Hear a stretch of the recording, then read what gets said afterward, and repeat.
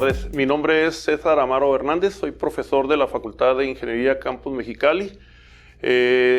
Participo en el programa educativo de ingeniero eléctrico. En esta ocasión voy a hacer una breve análisis de un circuito en régimen transitorio.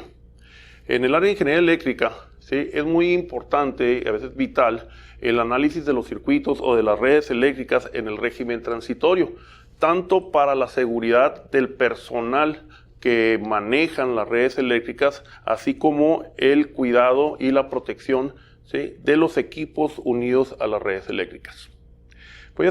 Voy a tomar un ejemplo muy simple, muy básico, ¿sí?, de un circuito de primer orden, ¿sí?, y vamos a analizarlo, ¿sí?, en el régimen transitorio. Vamos a representar un circuito formado por una fuente de corriente directa, ¿sí?, que representa o está representada por una función constante. Y esa fuente, ¿sí?, de corriente directa va a estar unida a través de un interruptor a dos elementos conectados en serie, un resistor y un capacitor, ¿sí? Y entonces esto es muy común, ¿verdad?, de electricidad básica, el hablar de la carga de un capacitor, ¿sí? Entonces vamos a ver nosotros cómo es la carga en un capacitor, ¿sí? Muchas veces pensamos que el capacitor se va a cargar instantáneamente y no es así, ¿sí? El capacitor, al estar expuesto a un cambio de estado, ¿sí?, va a pasar por una etapa llamada régimen transitorio, que ya cuando pasa ese transitorio, cuando evoluciona el tiempo y ese transitorio se desvanece, el capacitor queda en un estado llamado estado estacionario o régimen permanente, que es cuando ya el capacitor queda cargado. Entonces, nosotros vamos a suponer que inicialmente tenemos el capacitor descargado. Es decir, este par de placas inicialmente están eléctricamente neutros. Este interruptor voy a suponer que lo cierro en el instante t igual a 0. En el momento que cierra el interruptor, ¿sí?, podemos decirlo así, que las cargas positivas, ¿verdad?, van a atraer a los portadores de carga negativa de esta placa y va a dar lugar a un movimiento de cargas, es decir, una corriente. En el momento justo de cerrar el interruptor, ¿sí?, ya estamos hablando de la existencia de una corriente. Sin embargo, no podemos decir que el capacitor está cargado hasta que este portador de carga negativa se postre en esta placa. Y entonces queda con un exceso de cargas negativas, por lo tanto esta placa queda eléctricamente cargada negativamente y por lo tanto esta positivamente. Y así sucesivamente, al pasar el tiempo, ¿sí?, va a haber ese movimiento de portadores de carga negativa de una placa hacia la otra y hasta que el capacitor queda cargado totalmente y entonces ya ese flujo o ese movimiento de cargas, ¿sí?, deja de existir. Por lo tanto, ¿verdad?, ya la corriente es nula. Entonces, esto que acabo de decir, ¿sí?, lo vamos a observar, ¿sí?, en el siguiente análisis. Aquí, entonces, vamos a tener una corriente convencional. La corriente convencional es la corriente aquella en la dirección en la que se moverían los portadores de carga positiva. Y entonces, partiendo de la segunda ley de Kirchhoff, tenemos la siguiente ecuación, que el voltaje de la fuente, que hay que recordar que es una constante, corriente directa, va a ser igual al voltaje en la resistencia más el voltaje en el capacitor, donde tanto voltaje en la resistencia como el voltaje en el capacitor son función del tiempo. De la ley de Ohm tenemos que el voltaje en una resistencia está dado por el producto de corriente por resistencia y en un capacitor su voltaje está dado por el cociente de la carga sobre la capacitancia, donde la carga también es una función del tiempo. Recordar antes que la corriente es la rapidez con la que se mueve la carga. Si yo sustituyo esto en esta ecuación, lo que vamos a obtener es una ecuación diferencial de primer orden, de variables separables. Por eso este tipo de circuitos se conocen como circuitos de primer orden, ¿sí? Entonces, lo siguiente, ¿sí?, es darle solución a esta ecuación diferencial. Para hacer el proceso de separación de variables, voy a proceder a hacer un cambio de variable. Para ello, voy a poner esta ecuación diferencial de esta forma. Y voy a hacer un cambio de variable, voy a hacer que x sea igual a b menos q sobre c. Enseguida voy a diferenciar esta ecuación, diferencio esta ecuación, despejo el diferencial de q, ¿sí?, y esto último lo sustituyo en esta expresión, quedándome esta expresión de esta forma.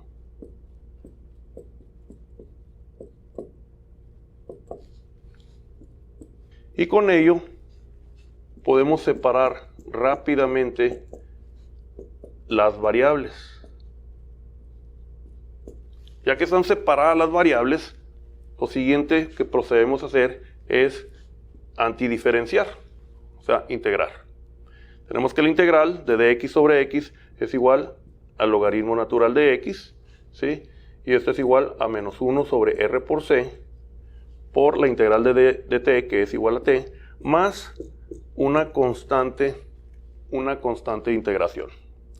Aplicamos el exponencial natural a ambos lados de esta ecuación para despejar x, y nos queda que x es igual a el exponencial natural elevado a la menos 1 por rc por t, más la constante de integración, donde a su vez este exponencial lo podemos representar como el producto de dos exponenciales, donde este exponencial natural elevado a una constante representa otra constante.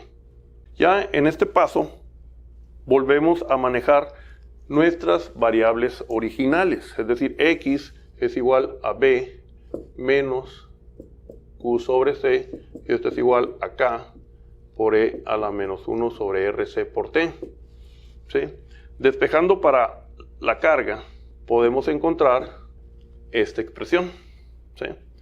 Entonces, lo que tenemos hasta aquí es la representación de una familia de curvas, una en particular, una que cumpla con los parámetros y variables de nuestro circuito, es decir, una solución particular. Para ello, vamos a aplicar una condición inicial que tiene este circuito. Y esa condición es la siguiente, ¿sí? En el momento justo de cerrar el interruptor, en el momento justo antes de cerrar el interruptor, no hay carga en el capacitor. Y en el momento justo de cerrar el interruptor, en el capacitor no hay carga todavía. ¿Por qué? Porque el capacitor tiene la propiedad de oponerse a los cambios de carga o oponerse a los cambios de voltaje.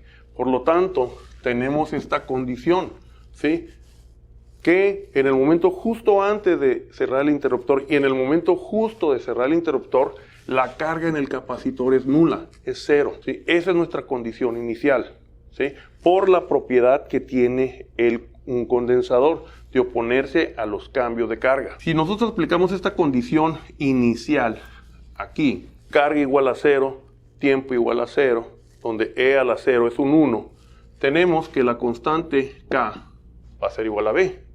De tal manera que lo que tenemos aquí es la respuesta completa a nuestra ecuación diferencial, ¿sí?, donde una ecuación diferencial consta su respuesta completa consta de dos partes, la solución de la homogénea y la solución de la particular, donde físicamente hablando, la solución de la homogénea representa la respuesta natural o la respuesta en régimen transitorio, en este caso del circuito, y la solución de la particular representa la respuesta forzada o en estado estacionario del circuito. Y aquí lo podemos observar, esas dos partes. Aquí, este término, a medida que el tiempo evoluciona, ¿sí?, este término se va desvaneciendo, va disminuyendo, de tal manera que cuando el tiempo tiende a infinito, este término desaparece y este se queda. Es decir, aquí lo que tenemos es la respuesta transitoria o en régimen Y lo que tenemos aquí es la respuesta en estado estacionario. Y es el comportamiento de la carga en el condensador, en donde qué tanto tarda el capacitor en cargarse, eso me lo indica el producto R por C, conocido como constante de tiempo. La constante de tiempo me da información de qué tanto tarda el condensador en cargarse. En este caso nosotros lo podemos representar ello gráficamente, donde el eje vertical o el eje Y me va a representar la carga, el eje horizontal el tiempo. Nosotros tenemos que para el tiempo t igual a 0 tenemos una carga de 0. Y entonces podemos nosotros el eje del tiempo dividirlo en constante de tiempo. De tal manera que si yo sustituyo al tiempo en una constante de tiempo, aquí lo que me va a quedar, ¿verdad?, es un e a la menos 1. ¿Sí? Entonces, si yo evalúo esto, voy a encontrar que en una constante de tiempo, ¿sí?, la carga en el capacitor, voy a tomarlo más o menos así, va a alcanzar el 63% de su carga final. ¿Sí? Y el capacitor lo que va a ir haciendo es esto. Va a ir elevando su carga hasta alcanzar su valor final, que sería el de estado estacionario. Entonces, la carga en el condensador no la adquiere instantáneamente, sino que va elevándose la carga de manera exponencial hasta llegar, ¿sí?, a su valor final, que es la capacitancia por el voltaje de la fuente. Y así es el comportamiento de la carga. En este circuito, ya que nosotros conocemos el comportamiento de la carga, basado en este resultado, podemos encontrar cómo se comporta la corriente, dado que la corriente es dado por la derivada de la carga con respecto al tiempo. Si nosotros derivamos esto, tenemos que la derivada de una constante es 0, la derivada de esto nos va a quedar, si lo ponemos en términos de la constante de tiempo, tau, R por C, vemos que la corriente tiene la misma estructura, la misma forma que esta expresión, ¿sí? Solo que aquí, ¿verdad?, el estado estacionario es 0. Es 0 el estado estacionario, y esta es la componente en régimen transitorio. Y aquí el comportamiento de la corriente, ¿sí?, sería lo siguiente. La corriente, ¿sí?, decrece de manera exponencial de un valor inicial B entre R, ¿sí?, y va decreciendo exponencialmente hacia 0. ¿Sí? Gráficamente lo pudiéramos observar de esta manera. A medida que el tiempo evoluciona, la corriente decae de su valor B entre R y va decreciendo exponencialmente, y cuando transcurren ciertas constantes de tiempo, ¿verdad?, la corriente ya es nula. ¿Sí? Es decir, debe haber una congruencia entre estas dos representaciones. A medida que el capacitor se está cargando, el flujo de cargas en el circuito va decreciendo. Cuando el circuito ya se cargó, quiere decir que cesó el movimiento de cargas en el circuito, es decir, cesó la corriente ya es nula. ¿Sí? Por eso, ¿sí?, por eso decimos, si nosotros representamos este intervalo del tiempo como el estado en régimen transitorio, podemos decir que de aquí para acá el tiempo que le sigue representa el estado estacionario. Y por eso se dice que en un circuito de corriente directa, un capacitor se comporta como un circuito abierto. Bien, siguiendo con otras variables del circuito, que pudiéramos decir el voltaje en la resistencia. El voltaje en la resistencia, ¿sí?, consiste en el producto de la corriente por la resistencia. Es decir, ¿sí?, si esta expresión la multiplico por la resistencia, ¿verdad?, pues simplemente se va a ir esto. ¿Sí? Y lo que voy a tener aquí representado es el voltaje en la resistencia. De tal manera, y a lo que voy, es que esto, cualitativamente hablando, ¿sí?, sería el comportamiento que tendría el voltaje en la resistencia. Es decir, en el momento justo que yo cierro el interruptor, en el momento justo que yo cierre el interruptor en T igual a 0, este voltaje que tengo en la fuente lo tengo en la resistencia. De tal manera que en el capacitor no tengo voltaje. Y aquí lo vemos en la gráfica. En esta gráfica, si yo la carga la divido entre la capacitancia, ¿sí? Lo que me representa esta gráfica ahora, cualitativamente hablando, es el comportamiento del voltaje en el capacitor. Entonces, en el momento justo que yo cierro el interruptor, en el capacitor no tengo voltaje. Entonces, a medida que el voltaje en el capacitor se va elevando, el voltaje en la resistencia va decreciendo. Y este comportamiento va de acuerdo con la primera ecuación que establecimos en este análisis, que el voltaje de la fuente es igual a la suma del voltaje en el resistor más en el capacitor. De tal manera que cuando el transitorio desaparece, ¿sí? El voltaje en la resistencia es nulo y entonces el voltaje que tengo aquí en la fuente aparece totalmente aquí en el capacitor. ¿Sí? Entonces, estos son los comportamientos de las diferentes variables en este circuito de primer orden.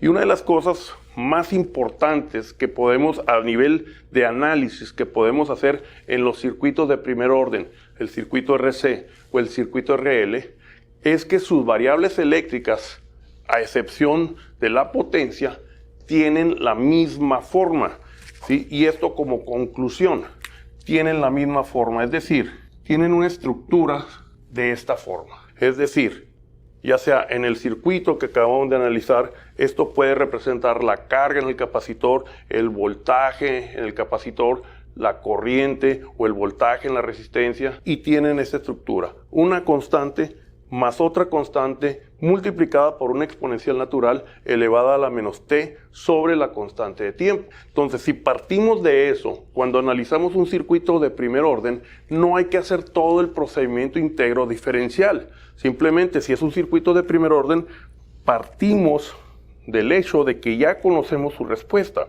Y entonces elegimos como a f de t como una variable continua en el circuito, y la tarea aquí es determinar quiénes son estas constantes aplicando las condiciones frontera, es decir, una condición inicial y una condición final, de tal manera que con eso, ¿sí? Simplemente lo que hacemos es un sencillo procedimiento algebraico en vez de un procedimiento íntegro diferencial que es más complicado. Entonces, como conclusión a este análisis se puede decir, y sin demostración, porque solo hice una demostración de un circuito de primer orden, puedo decirles que todos los circuitos de primer orden, su respuesta tiene esta forma.